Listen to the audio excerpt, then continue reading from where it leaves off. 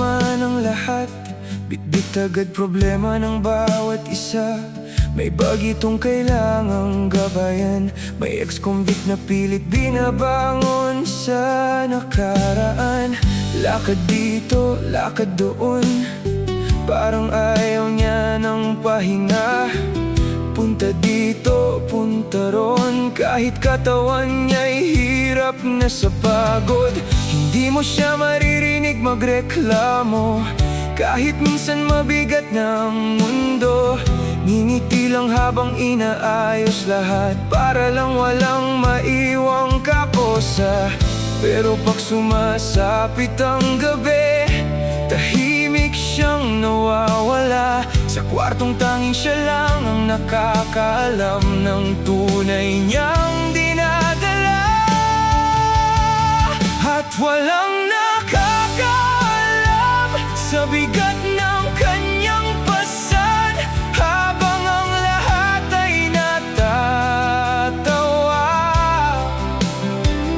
May lungkot siyang tinatago lang sa likod ng kanyang kulit. May pagod na di mabanggit, pero kahit hirap na at pagod ang pag-iisip, hindi mo siya makikita bumibitaw.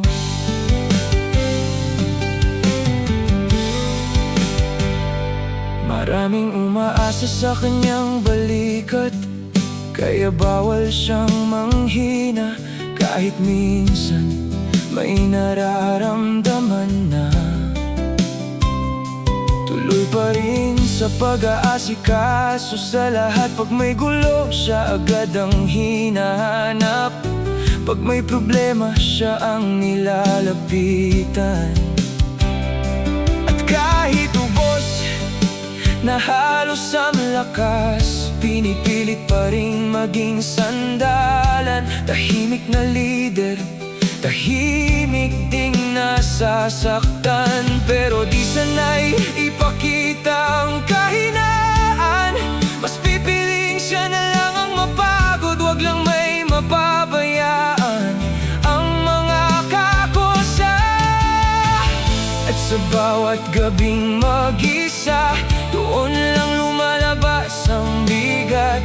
Pero pagsikat muli ng araw, kailangan niya ulit maging matatag. At walang nakakaalam sa bigat ng kanyang pasan, habang lahat ay natatawa. May lungkot siyang di nalalaman ng iba. Sa likod ng kanyang kulit, may pagod na di mabanggit, pero kahit hirap na at pagod ang pag-iisip, hindi mo siya makikita bumibitaw.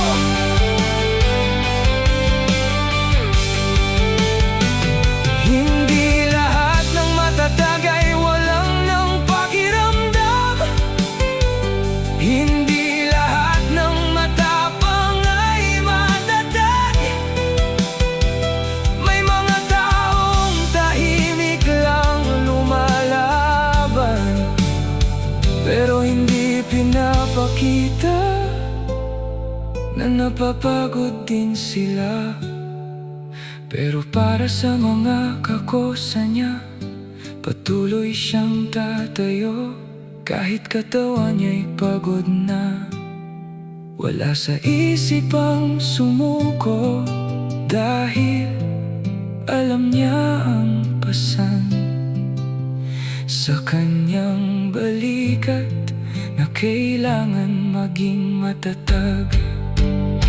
At walang nakakaalam kung ilang gabi siyang tahimik, habang pasan niya ang lahat, na para bang wala siyang sakit.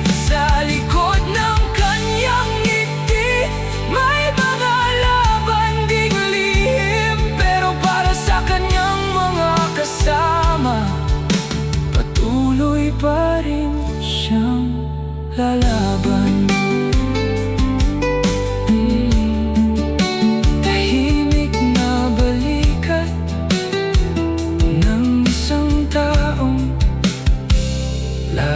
laging inuuna ang iba. Yan ang kilala kong si Pipoy.